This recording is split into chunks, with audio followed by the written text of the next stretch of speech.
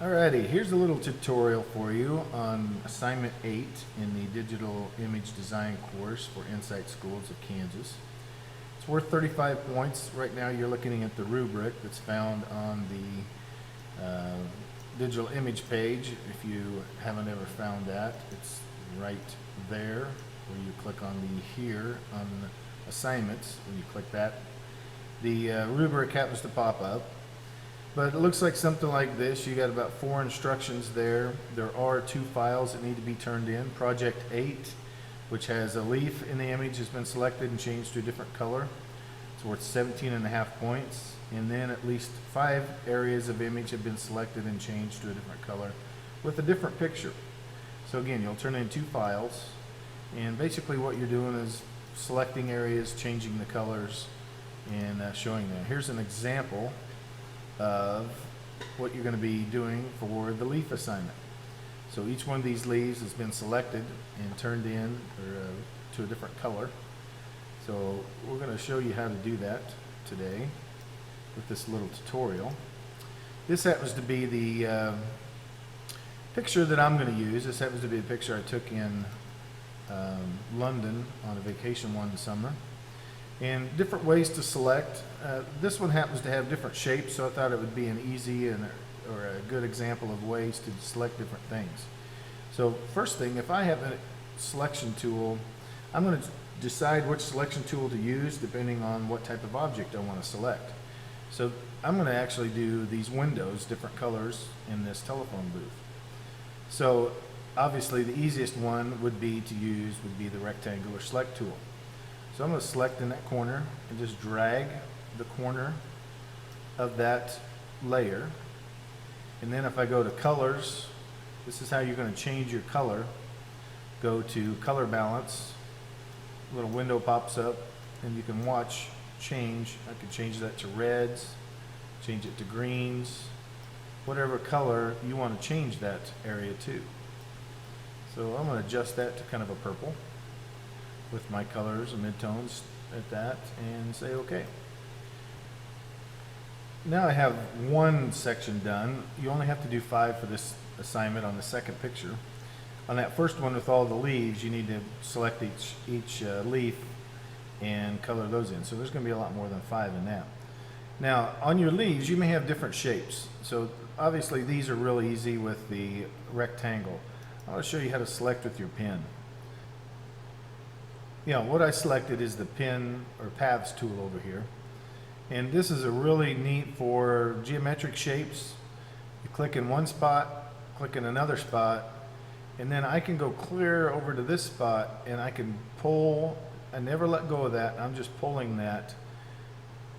They call those handlebars. I'm pulling that handlebar until I create. See how I'm bending that line? And I pull it until I get it the shape that I want there. Then I'm going to let go of it. And now how we make a selection out of that, if you'll look over here, it says select from path. I can click select from path, and now I have that area selected. So if I want to change the color in that, I go to color, color balance, and again I can adjust that to whatever color I may want that area to be. And let's make that an orange. Yeah, go OK there. So that's as simple as this assignment is. To get rid of your selection, all you have to do is basically select off of it or select onto another layer. And even if you turn those in with the selections, I'm not too worried about them. But you can keep adjusting them. You'll see that depending on the picture you pick, it might be a little bit different than others. But color balance, change it again. This is a really fast assignment. Run those up and down. Be creative with it. Let's see if I can find, this is pretty geometric. Another tool though that you might end up using is the fuzzy select tool, and if it's set correctly I could probably pick this entire shape on the top of this. Now it's set right now at a threshold of 15, and you'll notice it didn't pick a whole lot of that. So if I go to select and deselect, like select none, and I raise that up to maybe, let's try about 100, and if I select that, it's maybe going to pick way too much. Yeah. Now I've got all those areas selected, so probably too much. I'll adjust again. You'll never know exactly how much to do until you've experimented around with it. Let's go to about 50, somewhere in that neighborhood, and try that. Yep, I'm getting closer. So let's go down to about 25, select, deselect, and I got a little bit. It's not exactly what I want, it's not picking up what I want, but it depends. It's selecting by color and value more than anything. So even if I select over here, notice how it didn't pick up some of those. I'm going to raise that up to about 38. See what happens then. Yeah, a little bit more than I wanted there too. How about that top? See how that almost picked everything up.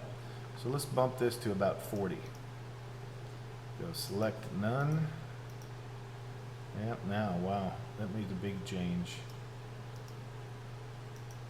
Try one more time. And that's pretty close. So I could even select that area, then go to my colors, color balance, change it to whatever color I may want that to be. Click OK. So that's another selection tool. All these across here are really selection tools.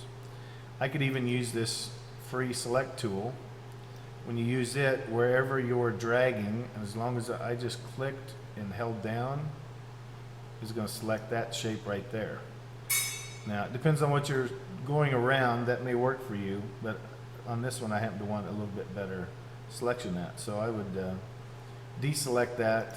And again, that's not going to work for everything, but it'll work for good for some. I wouldn't recommend the foreground select tool. Unless you know how to use it. I'm not familiar with it well enough to suggest that one to you. Obviously, if you have something that is a circle, you could use this type, your oval select tool, and then we could also change something with that as well. Adjust the colors to that. I'm using a little bit different color. I'm using hue and saturation on this one. Another way to adjust your colors. So that would be for circles, ovals, ellipses, rectangles, squares. This free select tool will again draw whatever shape as long as you're good with your mouse. The fuzzy select tool is going to select according to gradients and colors. We also have a color select tool that's going to pick according to the color as well. So if I use that, it's going to pick all those reds there. So you notice how it picked everything there and changed that. So if I don't like that, again, you've got your threshold you can mess with there and try different versions with that and see if it ever gets exactly what you're looking for. It's going to pick up a lot more there since I raised the threshold up. May not work. Again, all these are going to depend on what picture you are using. For this one, obviously the easiest one is this rectangle. I could go in and color all these windows up.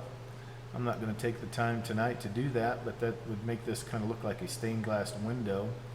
I thought that would be kind of a neat thing to do with these, is to colorize all those windows and again make it look like stained glass window.